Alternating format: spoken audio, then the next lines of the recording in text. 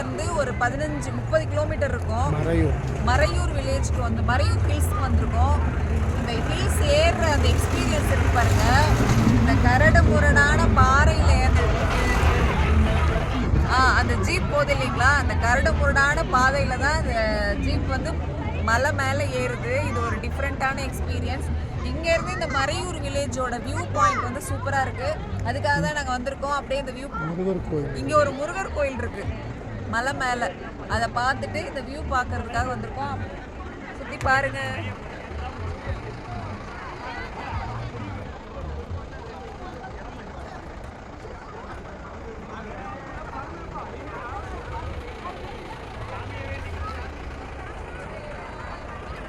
cut பண்ணி